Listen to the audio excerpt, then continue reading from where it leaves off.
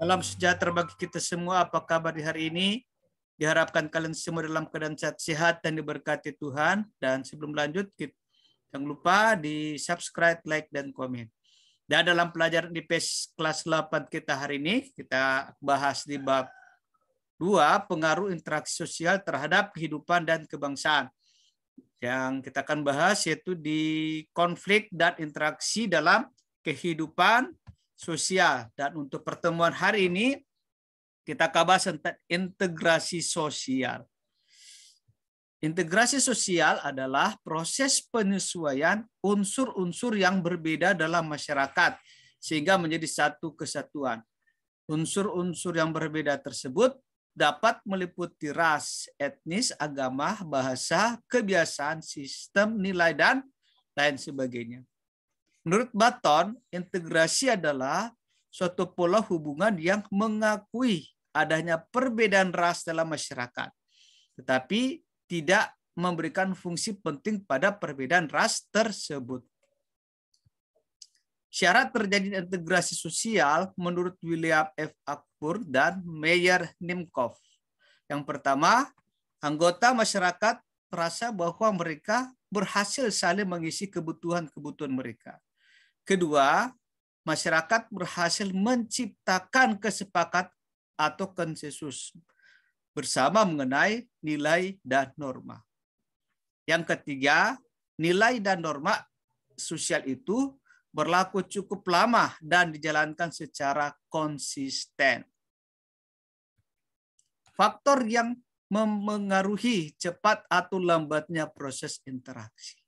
Yang pertama, homogenitas kelompok, di mana pada masyarakat yang homogenitasnya rendah, integrasi sangat mudah tercapai. Demikian juga sebaliknya. Yang kedua, besar kecilnya kelompok. Jumlah anggota kelompok memengaruhi cepat lambatnya integrasi karena membutuhkan penyesuaian di antara anggota. Yang ketiga, mobilitas geografis. Semakin sering anggota satu masyarakat datang dan pergi, semakin besar pengaruhnya bagi proses integrasi. Yang keempat, efektivitas komunikasi. Semakin efektif komunikasi, semakin cepat pula integrasi anggota-anggota masyarakat tercapai. Bentuk-bentuk integrasi sosial. 1.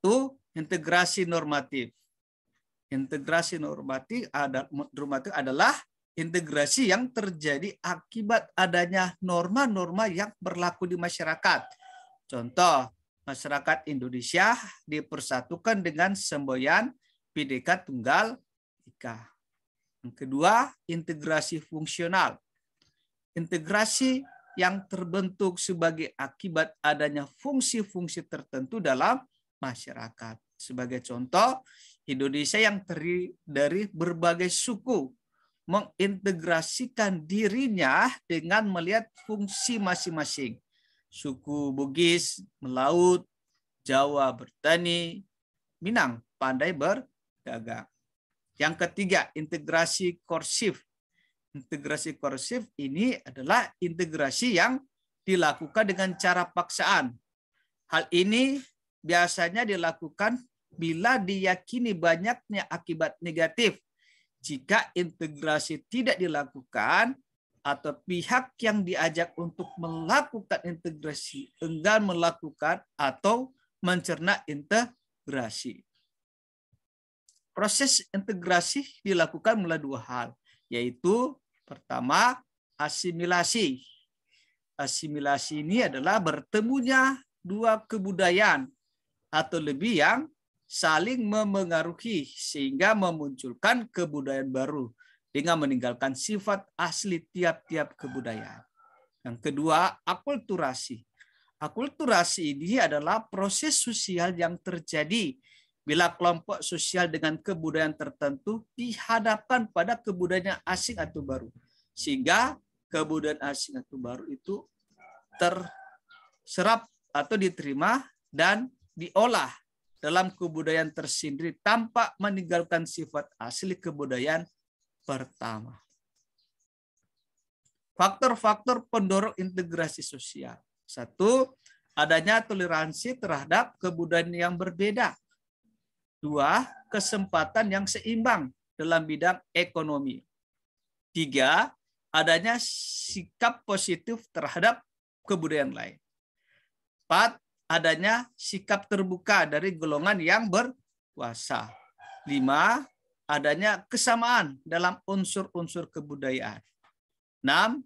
Adanya perkawinan campur atau amalgamasi.